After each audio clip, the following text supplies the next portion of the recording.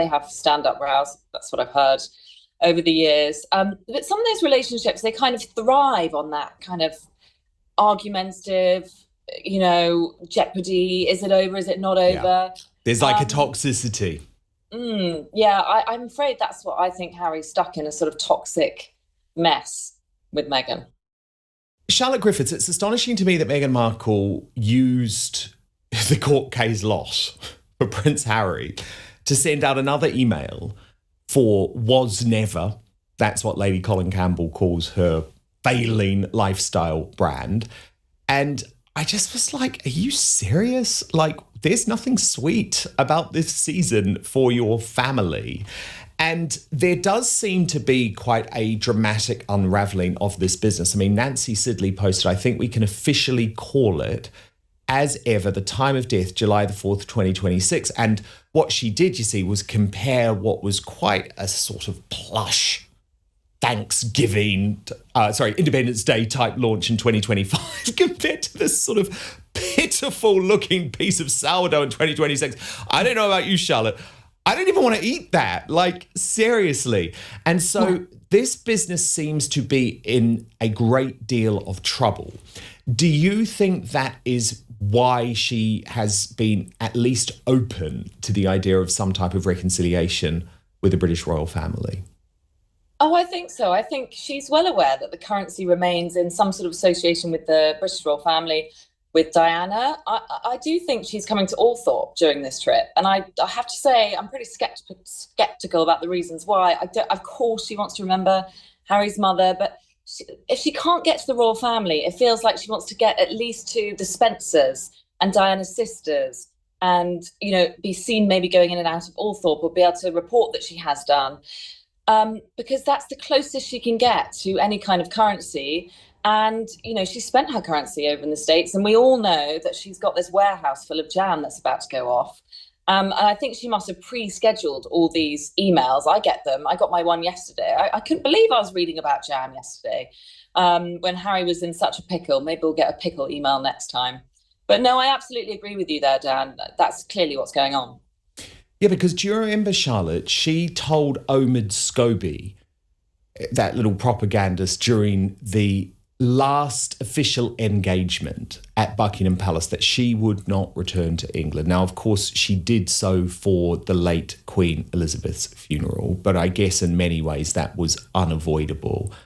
My belief is that she had no plans to return, but something changed. And Charlotte, you were at the forefront of this very controversial meeting between my former boss, at least. I don't know if he was ever your boss, Charlotte, Tobin Andre, who is now the Director of Communications for King Charles, and Meghan's then team, although one of them is still with her. And Charlotte, you did cop a lot of criticism over that period because people were confused. Like, Harry is suing you. He is dragging your ass to court, Charlotte. He wants to destroy you. He wants you out of the Mail. And a lot of people were saying, including on this show, why are you giving him the airtime? Like, why are you quoting his friends and almost trying to lay the groundwork for him to return? Do you cop that criticism, or are you like, nope, it was a story, and a story is a story, and I was always going to break it? I'm afraid it's the second one. You must be able to imagine, Dan, when a story like that drops in your lap, what are you going to do? Not run the story? We're a tabloid newspaper. I was nominated for Scoop of the Year for that story. A story is a story. And yes, I did dabble in Project Thor for a while. And then I passed the baton on to all the rest of Fleet Street because I realised it was the briefings and counter briefings. It all got very messy. But I was. But you think it's on? You think it is happening? There is some type of establishment push to find a way for Prince Harry to return, not necessarily full time, but in some type of role. I mean, we've even seen Boris Johnson pushing for it in the pages of the Daily Mail. For a time last summer, I did think Project Thor is on. And then I was sort of proved right because he did turn up at Clarence House. And then I've begun to think it's not going to happen, especially after the Buckingham Palace debacle. And now he's come out and been incredibly rude about Justice Nicklin. Well, how can he ever be a working member of the royal family or go to a royal event now? It's the King's Court he's talking about there. So I think if Project Thor was on, and maybe it was on for a very brief moment in time, and it probably shouldn't have been, but I was just reporting that there was something going on, rumbling underneath the surface. I think it's so why but Charlotte, a lot of your reporting over that time, because we covered it in detail, was coming from Harry's friends, especially his smaller group, let's be honest. A lot of them have walked away, but especially his smaller group of friends in the United Kingdom. Why do you think they were speaking to you? Because that's what was so interesting to me. Like, Harry's getting you in court, but then his friends are briefing you this information. Like, was he trying to play some type of game? Do you think Harry was aware that his friends were giving you these stories? The stories about Harry and Meghan, the establishment and the media are working overtime to suppress. I'm Dan Wootton. This is Outspoken. Subscribe right now for free if you want the truth straight. I don't think it was as well thought through as that, quite honestly. Nothing ever is with Harry, but I suppose I've got great Harry sources, always have done, going back as far as 2011. Yeah. So, naturally information like that is quite likely to come to me. And it did in the first instance. And I was proved right when it turns out he did have that meeting on that balcony. Why did he choose me given that we were going to court? I just don't think it was. I just don't think it had been thought through. Anyway, who was I to argue? I had a story, and that's what mattered. What do you think the state of the marriage with Meghan Markle is? I do wonder, since she didn't turn up at Chatham House with him yesterday, how good it can possibly be. If I was him, I'd be pretty angry with her for abandoning me in my time of need. I wouldn't expect that of my husband. I can't believe Meghan did that to him, really. So yeah, I have to wonder. I think when we'll find out is at the Invictus Games event later in the week, whether they're holding hands and doing their usual routine of kind of being arm in arm at every moment. I think, in honesty, it peaks and troughs. I suppose like a lot of marriages, but in theirs, the peaks must be very high and the lows must be very low. Yeah. I think maybe I'm sure they have stand-up rows. That's what I've heard over the years. But some of those relationships, they kind of thrive on that kind of argumentative, jeopardy. Is it over? Is it not over? Yeah. There's like a toxicity. I'm afraid that's what I think Harry's stuck in, a sort of toxic mess with Meghan. Yeah, it is. It absolutely is. And Charlotte, of course, you do also have supreme contacts in other parts of the royal family, especially amongst the young royals, William and Catherine, and particularly the princesses Beatrice and Eugenie. How is the rest of the family feeling at this point? Do you agree that William and Catherine in particular just view this now as a sideshow and wish that King Charles would be a little bit tougher and put it to an end? I think you've hit the nail on the head. And I have heard of tensions. A lot of people deny this, but I've heard of tensions between Charles and William. Oh, and big time. Big time. I just hear it time and time again from excellent sources, and not just the young, but actually older members of the royal circle, concerned kind of elders, as it were, have said that there's tensions between them. And, it makes me very sad, because I'm sure the tension must be William wanting to cut off certain members of the family and move on, because he's got to inherit this family and this firm. And so does his son, George. And he may well be feeling extremely protective of George, who's about to start Eton. When he leaves Eton, he'll start being a proper working royal, and then he'll one day inherit the throne. And the last thing you want is this Harry and Meghan sideshow, not to mention Prince Andrew, or the former Prince Andrew. And I'm sure that must be a source of great frustration between him and Charles. And how sad, really, that Harry has come between these two great men, the former Prince of Wales and the current Prince of Wales. They should be going through an amazing sort of handover process now, kind of, father and son teaching each other. But that's not the case, I don't think. And I think it's because of these wayward members of the family.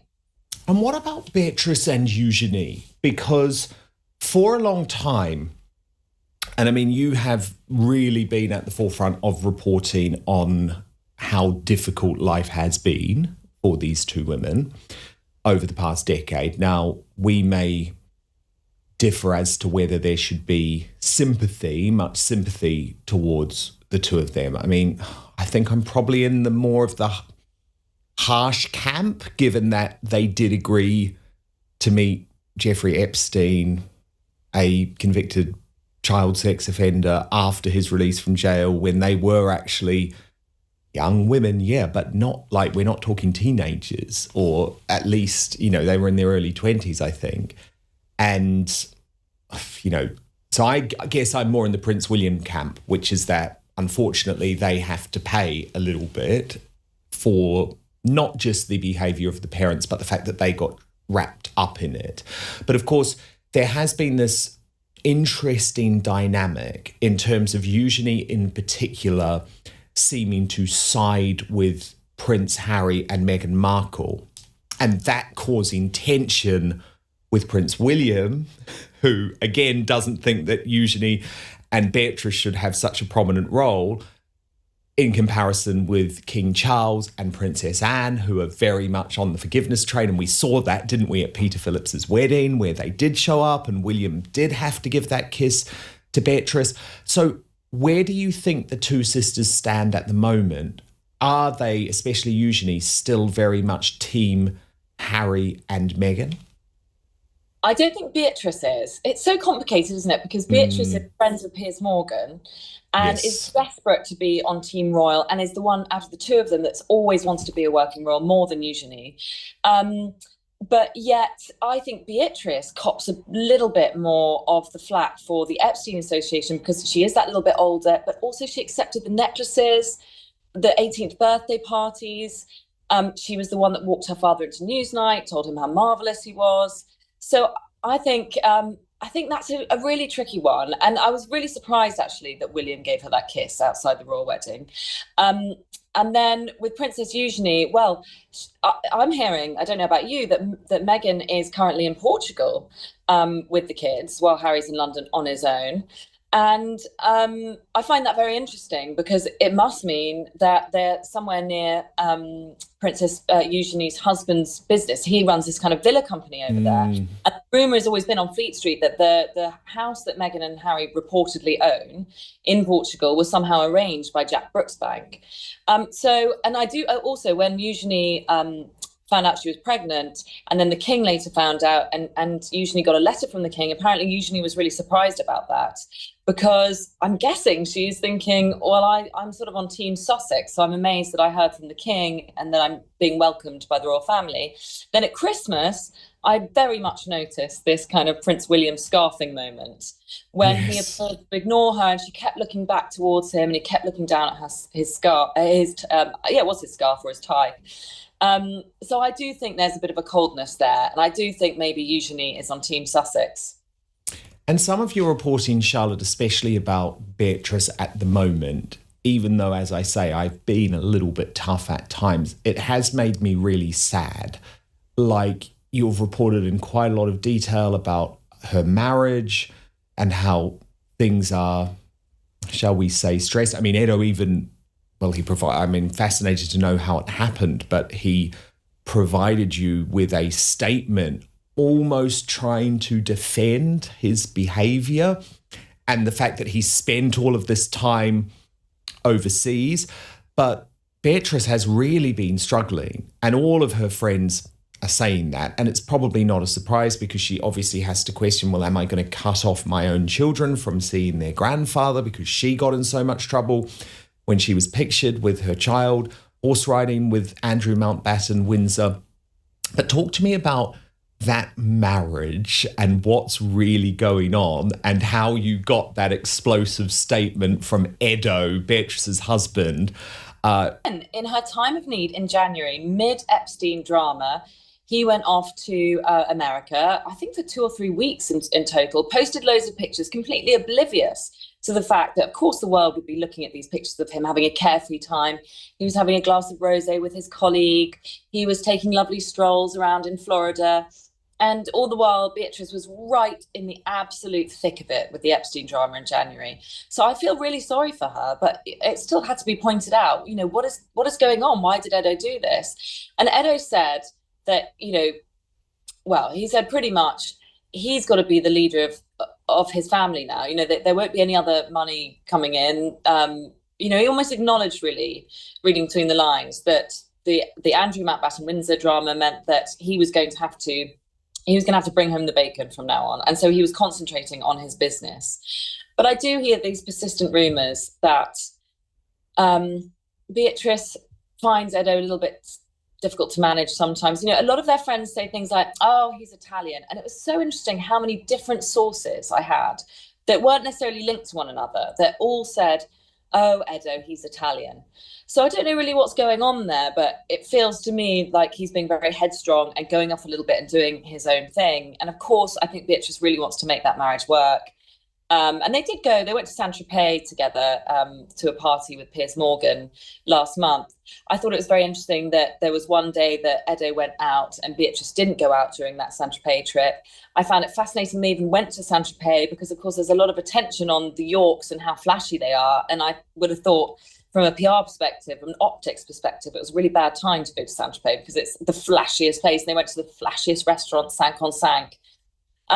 But I think Beatrice is working very hard to keep that marriage together. I think Edo's possibly quite angry with his father-in-law and the situation, and has been worrying a little bit about his business Banda, because Banda, which is a ultra luxury property design company, relies on having very expensive